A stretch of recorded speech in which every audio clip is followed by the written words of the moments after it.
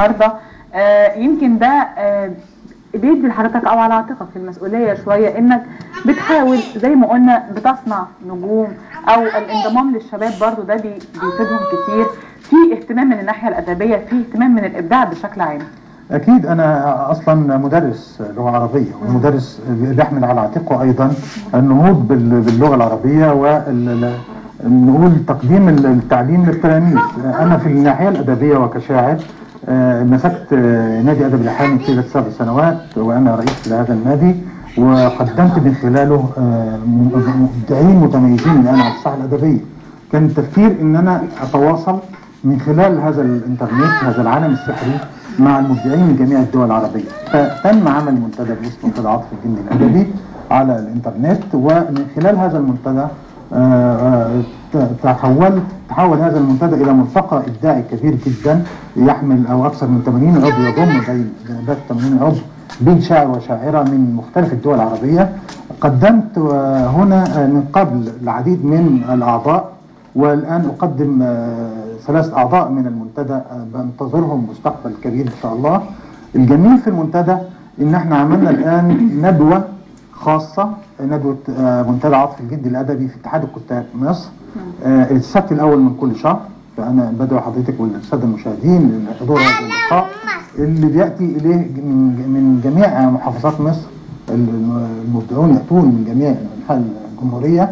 هناك بعض الأدباء العرب الذين يأتون إلى مصر أو يتواجدون في مصر بيتم دعوتهم، وكان في الحقيقة الافتتاح الشهر الماضي السبت الأول، فكان لقاء جميل جدا وحضروا أعضاء كثيرون. هل المنتدى بشكل عام بيحافظ على القيمة الأدبية المبدع ولا بيقدم الشعر فقط؟ لا، أقول لحضرتك المنتدى عندنا له خطة معينة. أول منتدى عروبي يحمل في قلبه الحب للعروبة والإخلاص للعروبة وقضايا العروبة. منتدى محافظ بمعنى أنه لا يسمح بأي تجاوزات أو أي شعر خارج.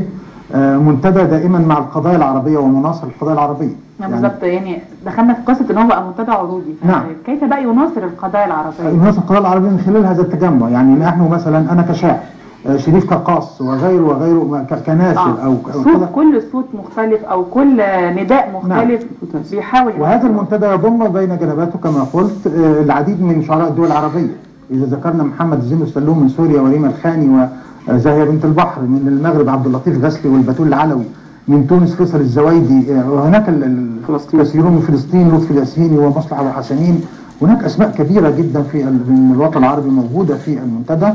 فعندما يلتقي إبداع كل هؤلاء بينتج في النهاية إبداع جيد وإبداع عروبي يحمل ويضم ويدافع عن القضايا العربية، سواء كان في غزة أو في العراق أو في فلسطين عموما أو في جميع القضايا العربية. هذا المنتدى أيضا يشبه الورشة.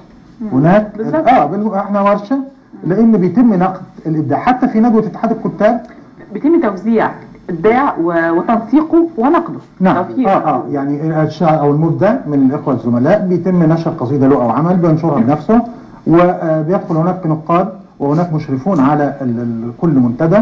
بيتم التعليق على العمل بالسلب والإيجاب، تقديم النصح ليهم في أسلوب مهذب لا يخدش خجل المبدع، وخاصة ان المبدع بيبقى حساس دائما للإبداع. يعني لو قلت لواحد انت قصيدتك هنا فيها كسر، ممكن قدام الناس ياخدها بإحراج شوية وياخدها بزعل، لكن من خلال أسلوب الناقد الداري والعارف بيقدر يقدم الخدمة في قالب جميل. يعني حتى ولا في رسالة شخصية بينه وبينه بقول له انت عندك كذا. هناك مبدعون يطلبون النقد علنيا، وده مبدع بيبقى بعرف ان هو عنده استعداد لكي يتقدم، ان هو مش خايف من النقد. لما يقول انت عندك كذا كذا، او الصوره هنا ما كانتش موفقه، او في تضاد في الصوره، او خطا نحوي مثلا او كده، ده بيكون نقد قدام الناس. فهذا شاعر او هذا مبدع يريد ان يتقدم وان يكون له مكان. والمنتدى ايضا بأرى انه المنتدى الوحيد على الانترنت واتحدى الذي يقدم جائزه شهريه كل سنه، كل شهر، كل شهر. ايه بقى الجائزة دي؟ هذه الجائزة هي جائزة نقول جائزة معنوية بالقدر بهذا المعنى. بنقدم في